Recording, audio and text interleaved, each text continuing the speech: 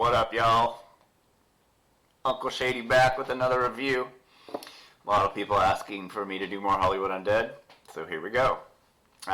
This is Hear Me Now, 2011. If this came out in 2011, which I assume it did, yeah, it's on the Hollywood. So 2011, I had just had my first son. So this must have been once they started coming back from their hiatus after they left Interscope. There were like several years where they didn't do anything after I had left the band. And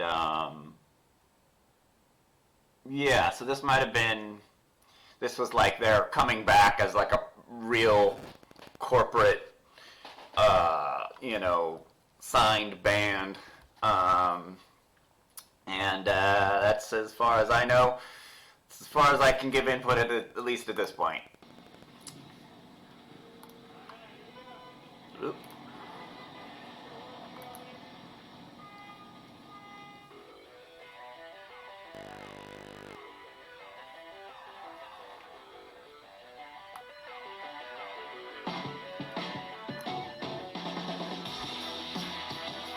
Whoa!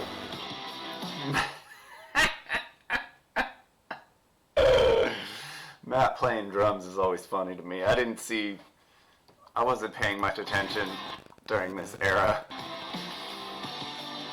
So right off the bat, this feels a lot like the number 5 video. And I think from what I've been seeing, that Hollywood Undead never really creatively were able to climb out of that era of ideas. It seemed like,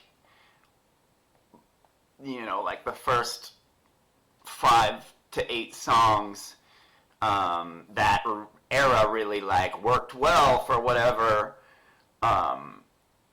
getting attention and making the band big. And it seems like they, seemed to really, or I don't know, maybe eventually they did, but it seemed to me that for a while they were really stuck just kind of redoing those same ideas. And, in their newer music, I still hear all those same ideas in the music. And I would have, I know I've said this before, but, the world is your oyster. Like, you can do anything in the world. You don't have to redo, the same thing, at least for any musicians out there. Like if you have a banger, it's good. Sure, it's good to have a familiar sound and stuff like that, but you can branch out and change, and I don't know. Anyway, I'm just babbling now. But yeah, this looks and feels this. I mean, it's actually kind of funny. Number 5, that music video, that was Hollywood Undead. The gritty real Hollywood Undead. And then this Hollywood Undead, this is the corporate, super polished, super tattooed version of what the original Hollywood Undead was. Very big metaphor, kind of. It's interesting and funny to me. And it's interesting and funny to me because the first thing that pops into my head is just when I was hanging out with Evan Thomas 750, that's how I met all these guys. He was taking me around as friends. I didn't know they were Scientologists or anything like that. So George and Dylan, George and Jordan like made fun of me a lot because I was like a scenester, like I had the hair and the distressed jeans and the, like I had the tattoos and like I had that look, and they didn't, and they made tons of fun of me. They started, I remember George would say, oh, he called me Denim Dan. He'd call me Denim Dan, and he'd be like, we're going to start a band, Denim Dan and the... Yeah, God, I don't remember. It was so Denim Dan and the... It was like, anyway, those two would rip on me like crazy for having like distressed jeans, tight distressed jeans and like emo hair and shit like that. And they ended up being in this band and basically having to emulate that, which is just kind of a funny thing for me. I don't know. This is like old funny shit. I'm just babbling at this point. But yeah, this looks a lot like what you would expect a Hollywood Undead video to look like during this period. And this is definitely, obviously, the number 5 video I did for free. We paid nothing for it. This video probably had a couple $1 million put behind it.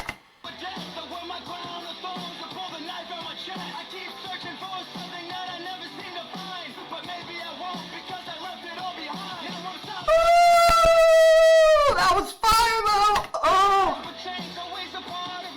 Dude, Jarrell's the shit, man. That was fire.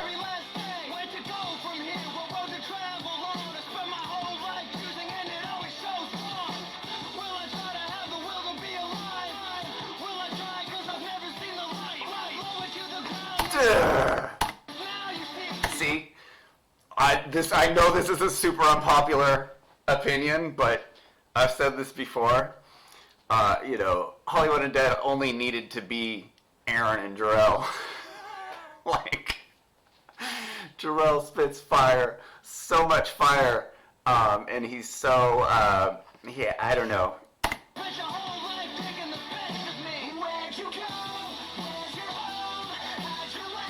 And clearly, Danny's vocals are so much better than Aaron's.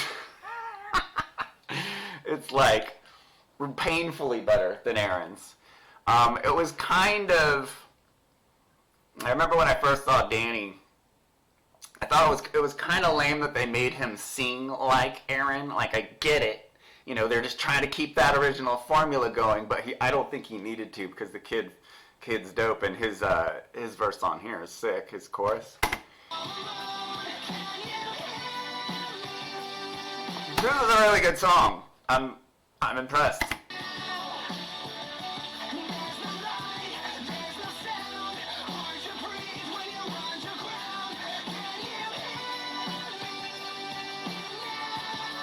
I'm gonna go out on a limb and say that I don't think they came up with that guitar. I don't know, for some reason. Yeah, there's girls, like, it's the number 5 video with money put in it, basically. How long can I keep pretending to be that all the stars in the sky can mean something to me? Heaven will open up if I live on my knees. A man of many words, but a man of few deeds. Walking these streets so absent of hope. A pillow of concrete, a man with no home. Lend him a hand, then we're walking away. Leave the virtue of pity, but we live with the shame. Was Jarrell just wearing a MAGA hat? Or who is that? Is that Jordan?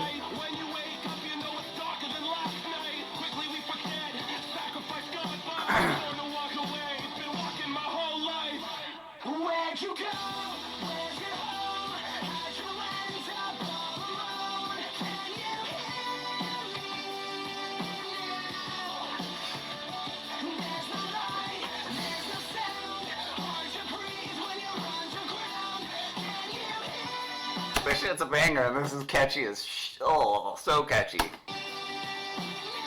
I'll unfortunately probably have it in my head for the next month.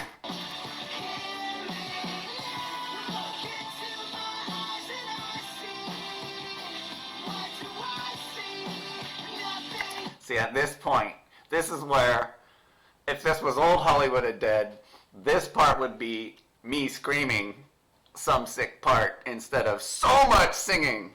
You could tell they switched from that harder, darker to brighter, poppier, and that is where the music really changed. Which bright and poppy is totally cool, but at least least the direction I originally wanted to take. I don't know if that's actually true. This is a pretty good song. But again, it's brighter and poppier than the original Hollywood Undead that tended to lean dark.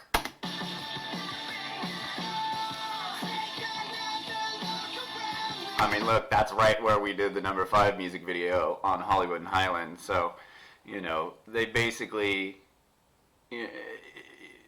took the original Hollywood number 5 video and redid it with a ton of money.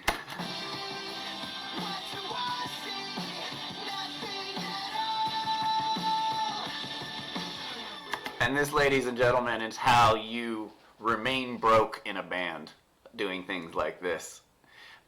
You know.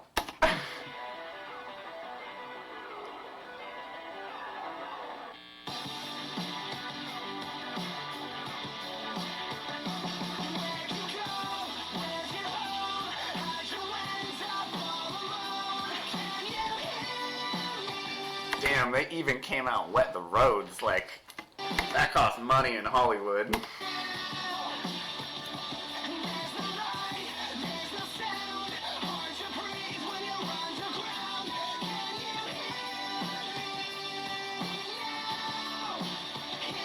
Another analogy I could kind of make.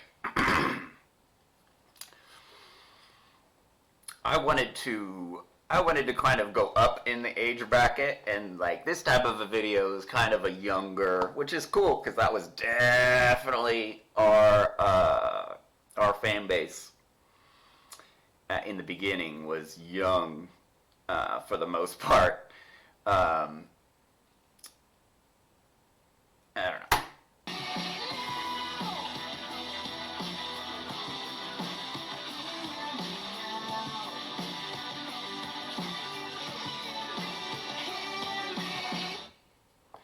Yeah, that was a pretty good song. Definitely. I think, you know, as far as like coming back with a new label and coming back after a hiatus, this is definitely like a banger video to put out and a banger song. I don't know how big this song was. I think this is on Swan Songs. I didn't really know there was more than one single on Swan Songs, but I guess there was, because this song seems like it was pretty big, and it's poppy, and you know I could see it being big. But anyway, I will talk to you guys later. Peace. Uh-oh.